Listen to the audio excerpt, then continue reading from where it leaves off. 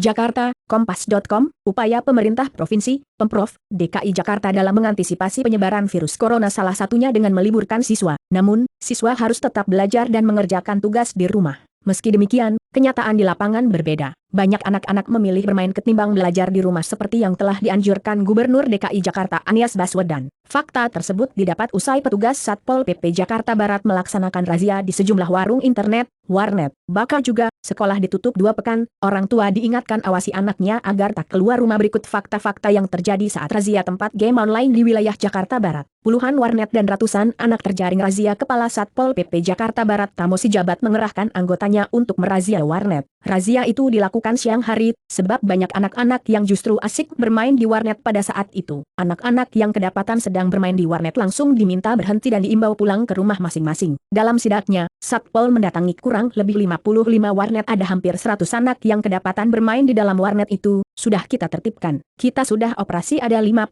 warnet, ada sekitar 100 orang pelajar sudah kita imbau supaya tidak ke warnet, supaya belajar di rumah sama orang tua, ucap Kepala Satpol PP Jakarta Barat Tamo Sijabat saat dihubungi, Rabu, 183/2020. Bahkan juga, razia warnet, Satpol PP Jakbar temukan pelajar SD dan SMP asyik main. Mereka yang dirazia kebanyakan pelajar SD dan SMP. Satpol PP kemudian menasihati mereka untuk pulang dan tidak berkeliaran di luar rumah. Kepada petugas jaga warnet, Satpol PP juga memberi imbauan agar tetap mengawasi anak-anak yang bermain pada jam sekolah. Ke warnet jika butuh. Tamo mengingatkan para pelajar untuk meminimalisir aktivitas di luar rumah. Mereka boleh pergi ke warnet jika ingin mengerjakan tugas sekolah atau mencetak tugas, kalau anak-anak bisa membuktikan dia membawa bahan-bahan buku. Umpama disuruh guru mengerjakan tugas melalui internet lalu datang ke warnet kerjain dan harus print, tidak mengapa, ucap Tamo. Namun, mereka harus segera pulang ke rumah begitu selesai mengerjakan tugas sekolah di warnet. Kalau dicek anggota Satpol memang anak-anak dilihat asik bermain game baru disuruh keluar, kembali ke rumah, sambung Tamo. Bahkan juga, Satpol PP Jakbar perbolehkan anak-anak ke warnet hanya untuk kerjakan tugas sekolah dan langsung pulang. Gubernur DKI Jakarta Anies Baswedan sebelumnya memutuskan untuk meliburkan seluruh sekolah di ibu kota selama 2 pekan ke depan, terhitung sejak Senin, 163/2020. Kebijakan itu dilakukan untuk mencegah penyebaran virus corona di Jakarta. Sebagai gantinya, Anies meminta kegiatan belajar mengajar dilakukan melalui metode jarak jauh atau di rumah.